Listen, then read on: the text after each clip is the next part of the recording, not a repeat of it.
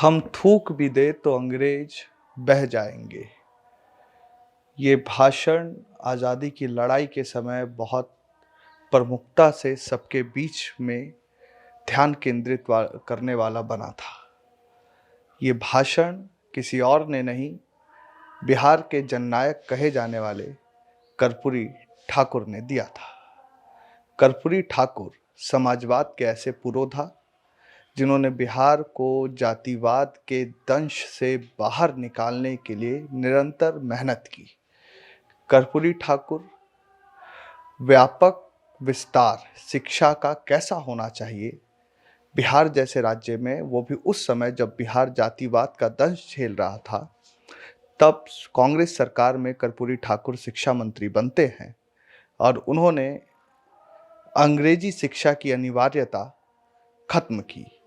शिक्षा का व्यापक विस्तार कैसा होना चाहिए कर्पूरी ठाकुर से सीखने की जरूरत है।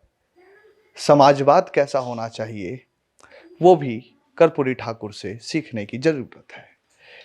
एक गरीब परिवार में पैदा हुए, पले और बढ़े और देखते ही देखते कर्पूरी ठाकुर से गरीबों के ठाकुर बन गए। कर्पूरी ठाकुर की 100वीं जन्म जयंती से एक दिन पहले राष्ट्रपति भवन से ऐलान होता है और उन्हें देश का सर्वोच्च सम्मान भारत रत्न दे दिया जाता है, जिसके बाद बिहार की राजनीति गर्म होती है, उलटफेर होते हैं और सभी इसका श्रेय लेने में लग जाते हैं।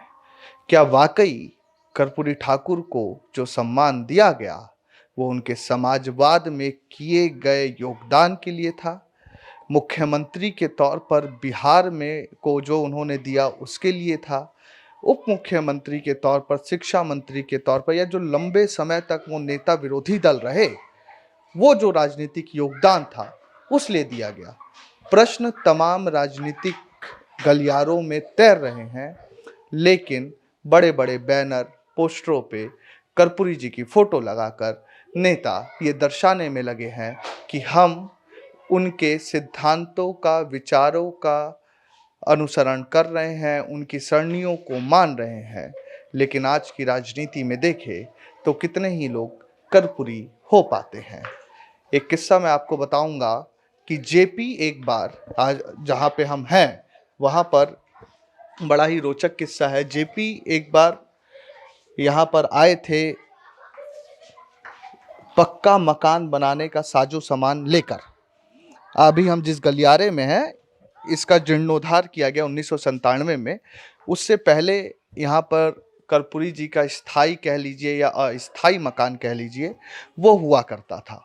उस समय जेपी कर्पूरी बड़े समाजवादी नेता हुआ करते थे, लोहिया का अनुसरण करते थे। तो जो मैं कैमरामैन से कहूँगा कि जो ये रोड आप देख रहे हैं, ये रोड बड़ी संकरी हुआ करती थी और पीछे वाले दरवाजे की तरफ जेपी ट्रैक्टर ट्रॉली में ईंट और जो भी पक्का घर बनाने के लिए वस्तुएं लगती है वो लेकर आए। कर्पूरी जी गए उनसे मिलने, उन्होंने पूछा कि आपका कैसे आना हुआ यहाँ पर। उन्होंने कहा कि हम जानते हैं कि आप अपना घर कभी खुद से नहीं बनवाएंगे, तो हम सामान लाए हैं, आप अपना घर बनवा लीजिए। कर्पूरी क्या कहते हैं? कर्पूरी कहते हैं कि देखिए, आपने मित्र होने के नाते मेरे लिए इतना सोचा, मैं आपका सदा आभारी रहूंगा, लेकिन आप एक शर्त मेरी मान लीजिए।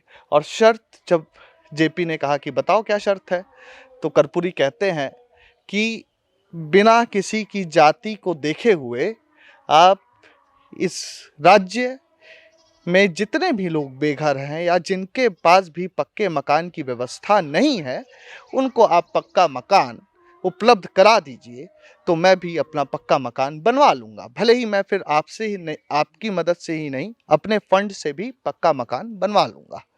ये कर्पूरी थे।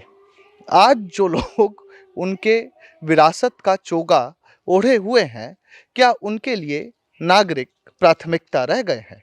क्या उनके लिए जनसेवा प्राथमिकता रह गई है? क्या उनके लिए राज्य सेवा प्राथमिकता रह गई है? ये तमाम सवाल कर्पूरी के विचारों को अनुसरण या चोगा ओढ़े नेताओं को देने चाहिए। क्या वह कर्पूरी हो पाएंगे? जो लोग आज शोषित, दलित और सामाजिक न्याय की बात करते हैं, क्या उनकी प्राथमिकता अपने परिवार से ज़्यादा जनता है? ये आप भी सोचिए। हम इस गांव में हैं, यहाँ पे लोगों से भी बात करेंगे कि कर्पूरी के गांव में कितना विकास पहुंचा है।